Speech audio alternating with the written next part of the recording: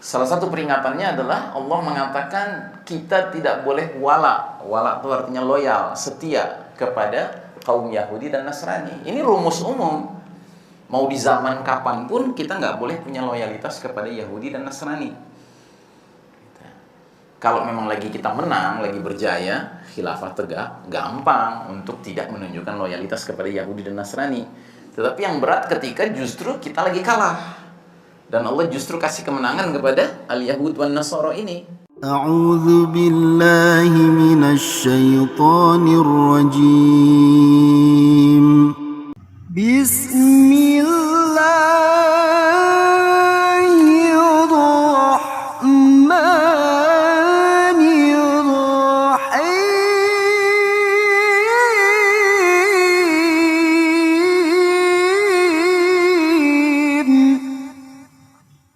Sebuah realita di mana karena itu mencari orang yang mengaku muslim ke barat-baratan, ke Yahudi-Yahudian, ke Nasrani-Nasranian sulit apa mudah?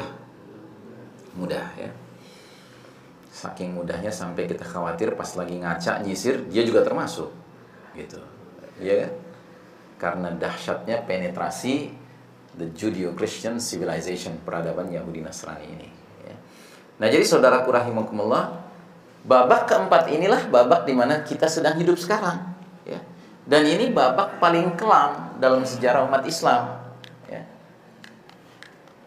We are living in the darkest chapter of the Islamic history. Babak paling kelam dalam sejarah umat Islam.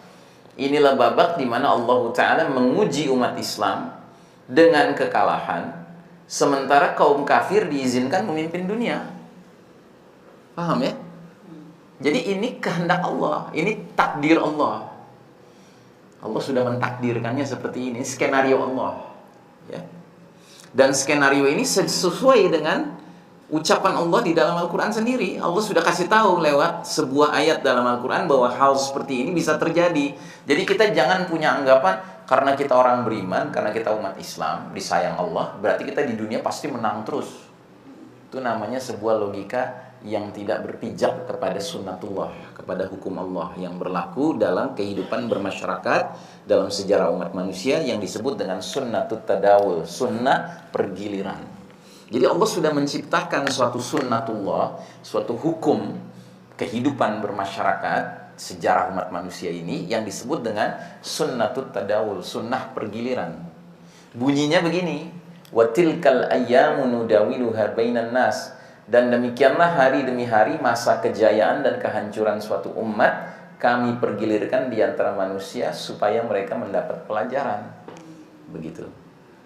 Ya, jadi sekali lagi saya tegaskan, bukan karena kita ini orang beriman, lalu di dunia ini kita harus menang terus, ya. Itu bukan sifatnya dunia. Sifatnya dunia bukan kalau kita di dunia ini menang terus, nggak ada cerita begitu. Namanya dunia segala sesuatu silih berganti, itulah dunia. Kita belum di akhirat. Kalau di akhirat semuanya sudah tetap. Senang terus, ya kan? Sedih terus. Gitu. Makanya kita harus pintar-pintar bersikap sekarang supaya di akhirat kita milih yang mana? Yang senang terus. Ya, Al-Jannah, kampung halamannya Adam dan Hawa alaihissalam, kakek moyang kita. Ya, tapi kalau kita salah bersikap di dunia yang cuman sebentar ini, ya, bisa-bisa kita nanti di akhiratnya na'udzubillah sengsara terus ya. Jadi kalau di dunia kita sengsara, masalah bukan? Masalah, tapi bukan masalah serius. Masalah serius kalau sampai sengsara di akhirat ya. Ini yang sering diucapkan oleh seorang syekh dari Mesir. Setiap kali ada masalah gitu kan, dia selalu bilang, "Maafi muskilah ya akhi." Enggak ada masalah ya akhi. Al-mushkilatu alla nadkhulal jannah. Satu-satunya masalah kalau kita nggak masuk surga, katanya. Ya kan? Di dunia ini nggak ada masalah. Ya. Satu-satunya masalah kalau sampai kita nggak berhak masuk surga. Ya kan? Seperti juga ucapannya Imam Ahmad bin Hanbal rahimahullah ketika dia sedang terbaring sakratul maut menjelang meninggal, datanglah syaitan dengan penampilan sedang gigit jari. Dia bilang, "Ya Ahmad, saya akui deh, kamu menang, saya kalah," gitu. Terus Imam Ahmad dalam keadaan sedang berat begitu menjawab, "Oh tidak, pertarungan antara aku dengan kamu belum selesai sebelum kaki kananku menginjakkan jannah, katanya, surga. Gitu. Jadi selagi masih ada nyawa, pertarungan dengan setan itu nggak berhenti. Gitu. Nah, jadi saudara sekalian rahimakumullah, kita punya zaman, kita punya babak di mana kita berjaya. Babak 1, babak 2, babak 3, ini kita berjaya. Walaupun kualitas kejayaannya makin lama makin turun, sesuai juga dengan kualitas kepemimpinannya makin turun. Tapi sekalipun di babak ketiga misalnya, sekalipun di era kekhalifahan di mana khalifahnya zalim sekalipun, ya, itu masih berjaya umat Islam. Kenapa? Karena di zaman itu kalau kita mengajukan pertanyaan yang sama kepada seorang ulama, terus kita ajukan pertanyaan itu kepada tukang roti, jawabannya sama. Misalnya pertanyaan apa? Ma ma'nal jihad fisabilillah? Apa artinya jihad fisabilillah? Itu di zaman itu semua jawabannya sama, Pak. Dari ulama sampai tukang roti, jawabannya sama. Tapi kalau di babak keempat sekarang ini, jangankan nanya ke ulama terus nanya ke tukang roti, nanya ke ulama A terus nanya ke ulama B, jawabannya beda. Untuk pertanyaan yang sama, cuma menunjukkan betapa today we are not living under the Islamic civilization. Ya. Sementara umat kita waktu itu di babak ketiga sekalipun khalifahnya zalim, tapi mereka hidup di bawah naungan peradaban Islam. Jadi pemahaman tentang Islam untuk perkara-perkara yang pokok itu nggak ada perbedaan pendapat. Nah, karenanya menghadapi babak keempat ini, kita harus memperhatikan beberapa peringatan dari Allah Subhanahu wa Ta'ala. Salah satu peringatannya adalah Allah mengatakan kita tidak boleh wala. Wala itu artinya loyal, setia kepada kaum Yahudi dan Nasrani. Ini rumus umum. Mau di zaman kapanpun kita nggak boleh punya loyalitas kepada Yahudi dan Nasrani. Kalau memang lagi kita menang, lagi berjaya, khilafah tegak, gampang untuk tidak menunjukkan loyalitas kepada Yahudi dan Nasrani. Tetapi yang berat ketika justru kita lagi kalah. Dan Allah justru kasih kemenangan kepada al-Yahud wan Nasara ini. Apa kata Allah dalam ayat ini? Ya ayyuhalladzina amanu la tattakhidul yahuda wan nasara awliya ba'duhum awliya'u ba'd wa may yatawallahum minkum fa innahu minhum. Innallaha la yahdil qaumaz zalimin. Hai orang beriman, janganlah kamu serahkan walakmu, loyalitasmu kepada kaum Yahudi dan Nasrani. Sebab sebahagian mereka, Yahudi Nasrani, pantasnya berwala, berloyalitas kepada sebagian Yahudi Nasrani lainnya. Terus kata Allah, barang siapa di antara kamu, hai orang-orang beriman, menyerahkan loyalitasnya kepada Yahudi Nasrani, maka sesungguhnya orang itu termasuk golongan mereka. Ini kata Allah ya, bukan kata saya. Jadi ibaratnya kalau kita yang mengaku beriman Muslim, di zaman Allah sudah kasih izin Yahudi Nasrani mimpin dunia, terus kita menunjukkan loyalitas kepada mereka, sama saja kita minta dicoret keanggotaan kita dari umat Islam. Oleh siapa? Oleh Allah, bukan oleh saya ya.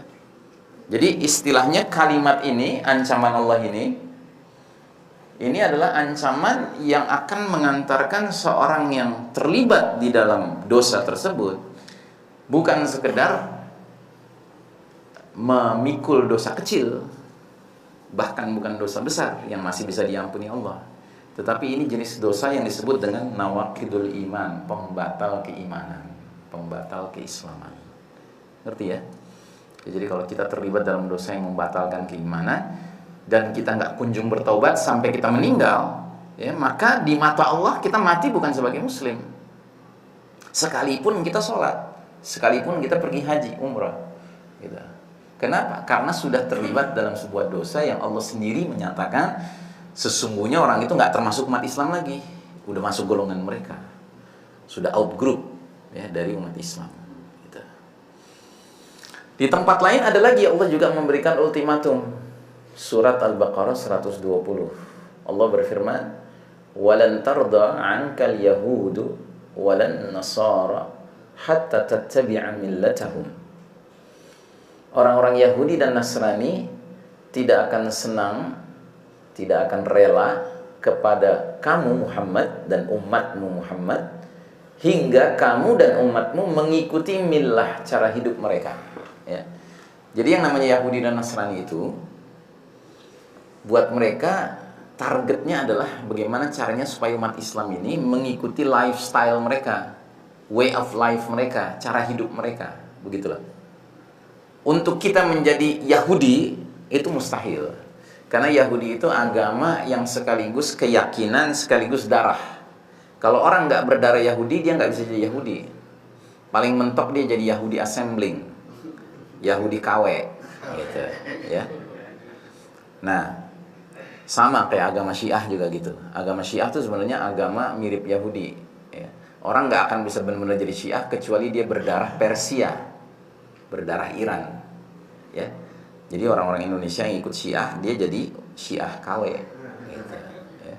Tolong diberitahu sama mereka, nggak usah capek-capek tanggal 10 Muharram melukain badan, ya kan, berdarah-darah. Yang mendingan tobat aja. Gitu. Karena udah capek kayak gitu pun oleh orang-orang Iran yang asli, Syiah yang asli dianggap KW. Ya. Nah, kalau orang Nasrani doyan ngajak kita untuk jadi Nasrani, tapi pada akhirnya buat mereka, kalaupun kita nggak sampai murtad formal terus kemudian memeluk Nasrani gitu ya, yang penting mengikuti cara hidup mereka gitu ya.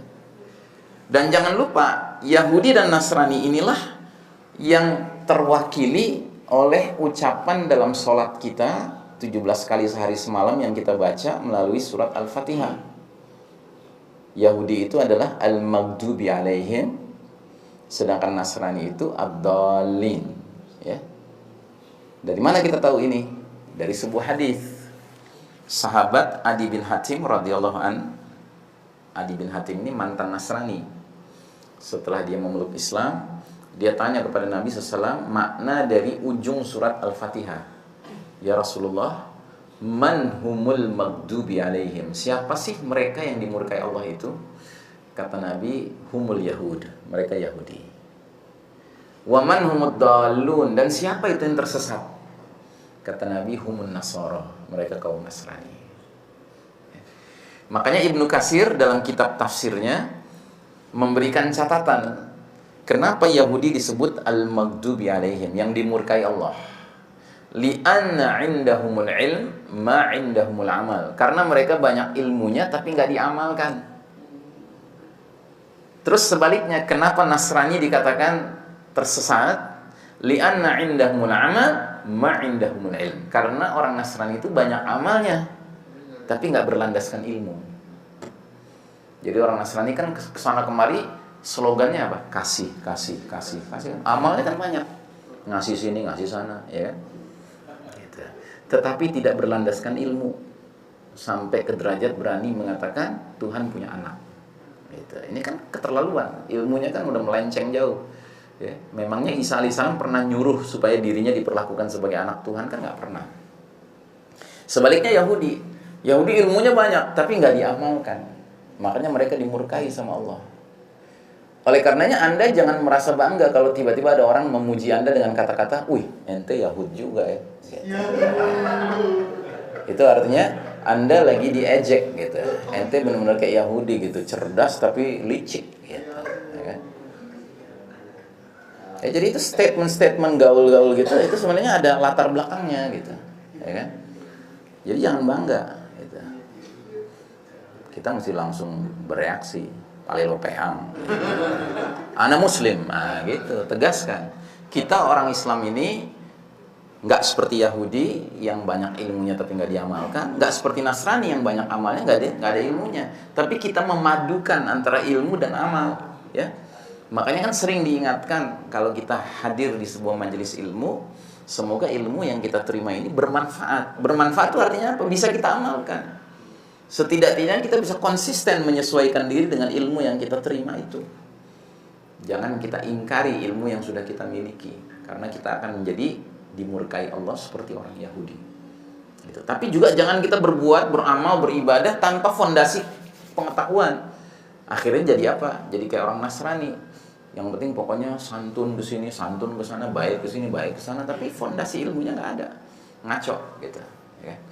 Nah ini kan ada orang-orang muslim model begitu, ya kan? Yang penting pokoknya berbuat baik, ibadahnya banyak. Kalau perlu dikarang-karang ibadahnya, ditambah-tambah gitu kan, untuk lebih sempurna menurut dia. Padahal sudah sempurna yang diajarkan oleh Nabi Muhammad SAW. asalkan berlandaskan ilmu. Baik. Nah, jadi kata Allah selanjutnya, qul inna hudallahi huwal huda. Katakanlah sesungguhnya petunjuk Allah itulah petunjuk yang benar. Jadi Allah sudah menegaskan, jangan sekali-kali ikut cara hidup mereka, milah mereka. Kenapa? Karena petunjuk dari Allah itulah petunjuk yang benar. Jangan kalian terus ngikutin petunjuk Yahudi, petunjuk Nasrani. Jadi kan dahsyat sekali ya kondisi kita di babak keempat sekarang ini. Ya, sebuah kondisi satu-satunya dalam perjalanan sejarah umat Islam di mana Allah izinkan justru al-maghdubi alaihim dan ad-dhalin yang mimpin dunia. Jadi kalau Anda lihat banyak orang yang mengaku muslim jadi sesat ke sana kemari, ya karena dahsyat yang mimpin dunia ini yang dimurkai Allah sama yang tersesat. Yang sedang dikasih angin sama Allah untuk punya kekuasaan, kepemimpinan, memanfaatkan semua infrastruktur ya kan, sarana prasarana yang ada, apalagi dengan kecanggihan teknologi ya modern sekarang ini ya. Wajar jadi banyak sekali yang masuk dalam perangkap penyesatan mereka. Ya jadi saya gambarkan ya, coba lihat. Babak keempat ini satu-satunya babak di mana kita babak belur. Kalaupun ada kemiripan kita itu dengan babak pertama side A. Karena babak pertama ada dua side kan, side A dan side B kan. Babak pertama side A itu ketika Nabi dan para sahabat masih di Mekah, Fatrah Makkiyah, periode Mekah. Ya, mereka dalam kondisi minoritas, tertindas, terbatas ruang geraknya. Ya. Sementara setelah hijrah ke Madinah, mereka semakin kokoh posisinya. Nah, jadi kita mirip seperti di side A, babak pertama, di mana umat Islam, para sahabat waktu itu dipersekusi sehari-hari, dikriminalisasi sehari-hari, dizolimi sehari-hari, kan begitu. Persis kayak kita sekarang. Hanya saja skalanya dulu skala Mekah, skalanya Jazirah Arab, sedangkan kita sekarang skalanya apa? Dunia, men. Gitu. Global, mundial. Makanya sekali lagi saya tegaskan, ini bukan business as usual. Kita tidak sedang hidup di suatu keadaan perjalanan sejarah umat Islam di mana business as usual.